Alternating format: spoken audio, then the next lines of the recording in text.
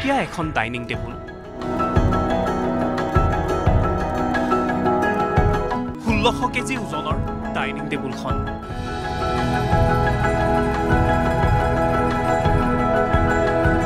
dining টেবুলখন নিৰ্মাণ কৰোঁতে সময় লাগিছিল 6 বছৰ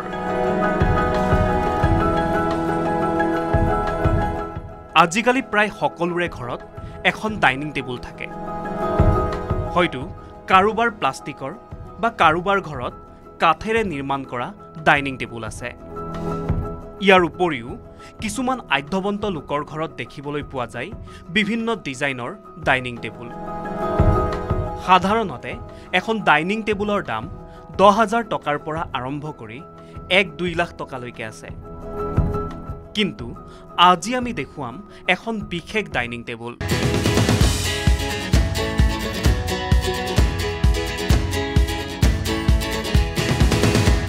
যিখন ডাইনিং টেবুল দেখি আপুনিও আচৰিত হৈ পৰিব কেৱল এয়াই নহয় ডাইনিং টেবুলখনৰ দাম শুনি অবাক হৈ পৰিব আপুনি এই বিশেষ ডাইনিং টেবুলখন নিৰ্মাণ কৰা হৈছে কাঁহেৰে সাধাৰণতে কাঁহেৰে কাঁহী-বাতি ঘটি আদি নিৰ্মাণ কৰা হয় কিন্তু এইবাৰ কাঁহেৰে নিৰ্মাণ কৰা হৈছে এই বিশেষ ডাইনিং টেবুলখন গোলাকাৰ আকৃতিৰ টেবুলখনৰ লগতে আছে 6খন বহিব পৰা ধুনীয়া টুল ডাইনিং টেবুলখন নিৰ্মাণ কৰোঁতে সময় লাগিছিল সুদীৰ্ঘ 6 বছৰ টেবুলখন নিৰ্মাণ কৰোঁতে খৰচ হৈছিল 65 লাখ টকা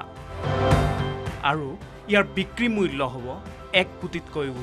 অধিক এই ডাইনিং টেবুলখন এঠাইৰ পৰা আন ঠাইলৈ নিবলৈ প্ৰয়োজন হ'ব ক্ৰেনৰ কাৰণ ডাইনিং টেবুলখনৰ ওজন হৈছে 1600 কেজি এই টেবুলখন নিৰ্মাণ কৰাইছে সোণাপুৰৰ ৰেডিয়েণ্ট ইণ্টাৰনেশ্যনেল স্কুলৰ স্বত্বাধিকাৰী সুশীল তামুলীয়ে অসমৰ যিটো গৌৰৱ কুটিৰ শিল্প অসমৰ কুটিৰ শিল্পৰ যাতে চিৰদিনৰ কাৰণে জীয়াই থাকে সেইটোৰ কাৰণে উদ্দেশ্য ৰাখি মই এই কামখিনি কৰিলোঁ আৰু ইয়াৰ যিজন খনিকৰৰ নাম মহেশ ডেকা তেখেতে বহুত কষ্টৰে এই ডাইনিং টেবুলখন মানে বনাইছে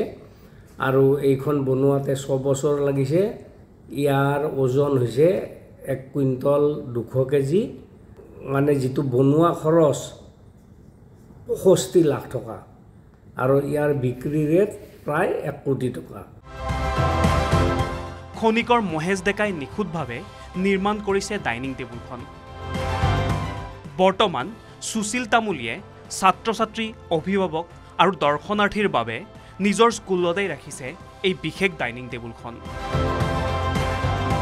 কুটিৰ শিল্পৰ ঐতিহ্য ৰক্ষাৰ বাবে এই পদক্ষেপ লৈছে সুশীল তামুলীয়ে